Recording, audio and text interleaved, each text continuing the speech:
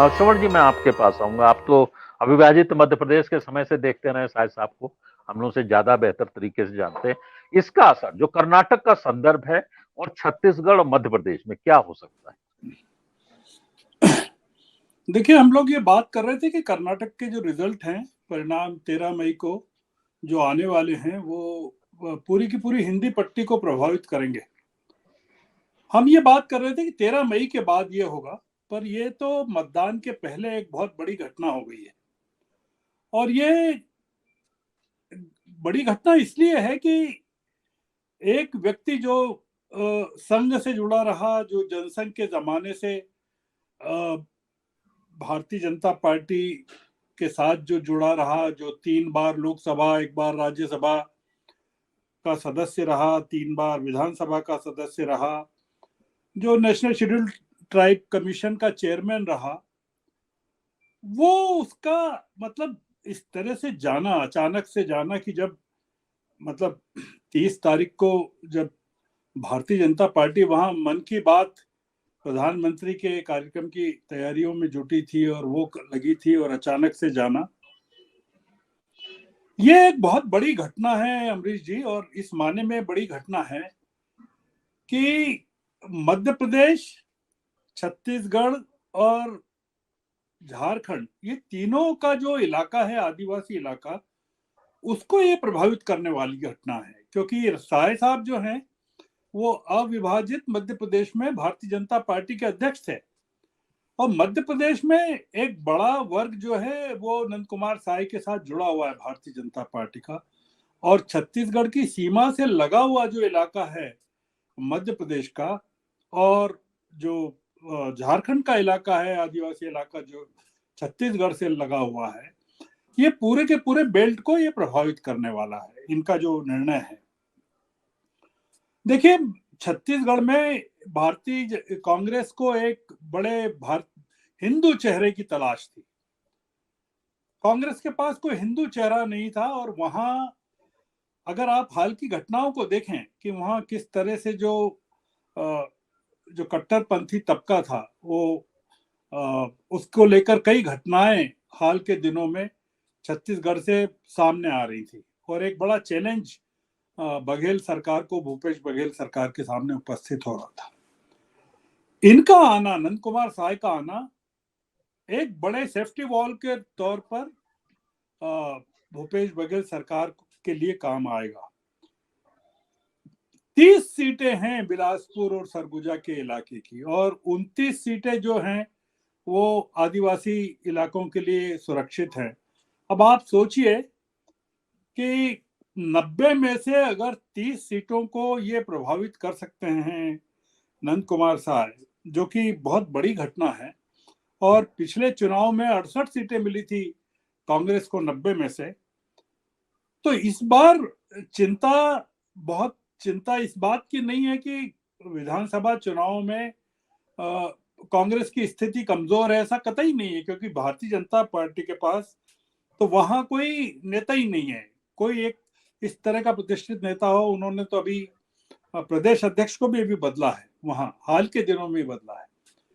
लोकसभा चुनाव को लेकर ये बड़ी घटना है, क्योंकि 2018 में हालांकि भूपेश बघेल सरकार को 68 सीटें मिल गई 90 में से, और रमन सिंह सरकार चली गई थी, पर लोकसभा की 11 सीटों में से 9 सीटें भारतीय जनता पार्टी के पास गई थी, और केवल 2 सीटें कांग्रेस को मिली थी। ये जो पूरा का पूरा जो हुआ है घटनाक्रम, वो भारतीय जनता पार्टी के लिए इसलिए धक्के का काम करेगा क्योंकि ये मामला विधानसभा का नहीं है। कर्नाटक की में अगर बहुत ही विपरीत परिस्थितियां भारतीय जनता पार्टी के लिए बनती हैं, और उसके तत्काल बाद ये जो घटनाक्रम हुआ है छत्तीसगढ़ का, ये बड़ा एक मध्य प्रदेश में खास करके बड़ा डिमोरलाइजिंग इफेक्ट पैदा करेगा। और मध्य प्रदेश काफी इंपॉर्टेंट है, मतलब उस लिहाज से, क्योंकि न सिर्फ 29 सीटें हैं लोकसभा की, और महत्वपूर्ण इलाका है भारतीय जनता पार्टी के हिंदी क्षेत्र का। पर नंद कुमार साय का जाना क्योंकि मध्य प्रदेश में जो आदिवासी इलाका है वो काफी बड़ा इलाका है और वहाँ जो लोकसभा की सीटें वो भी काफी हैं।